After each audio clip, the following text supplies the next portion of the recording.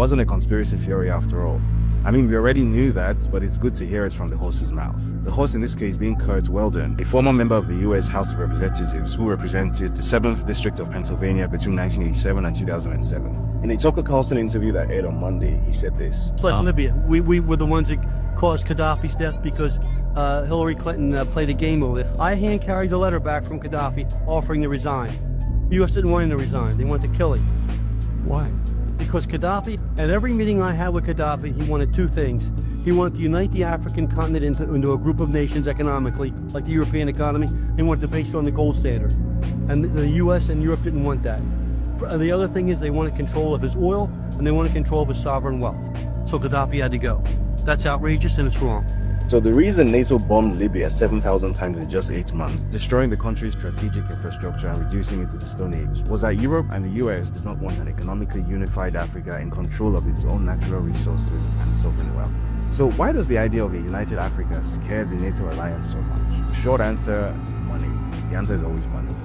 Or to be more specific, the empire's monetary and economic system, which dictates that for those in the imperial core of Western Europe and North America to consume excessively using their overvalued fiat currencies, those at the imperial periphery of Asia, Latin America, and Africa must extract and produce at the lowest possible cost. Asia is designated as the cheap production zone in that imperial economic system, and Africa is designated as the cheap extraction zone for raw materials. And then along comes Gaddafi with his big ideas about African economic and political unity, with the money to actually back up those ideas. This guy was dangerous. You see, the empire knows better than any of us that if Africa was to streamline itself into a single economic entity with 1.5 billion people, and the world's youngest and fastest growing population with the ability to move people, goods, and services seamlessly across 30 million square kilometers on the world's most resource-laden continent, Africa would experience a rapid economic breakout of the sort that would overshadow even that of China. The empire knows all of this, of course, because African poverty itself is an artificial imperial project intended to keep raw materials cheap. The poverty is a feature, not a bug.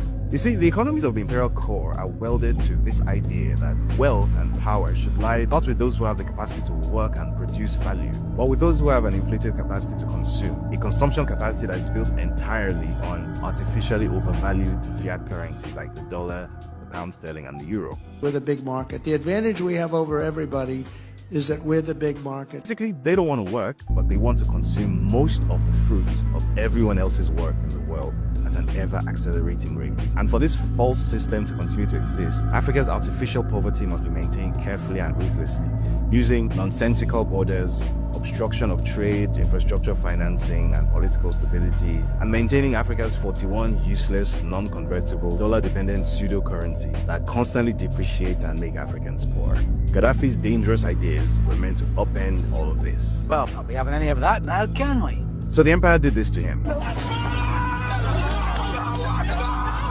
And did this to Libya.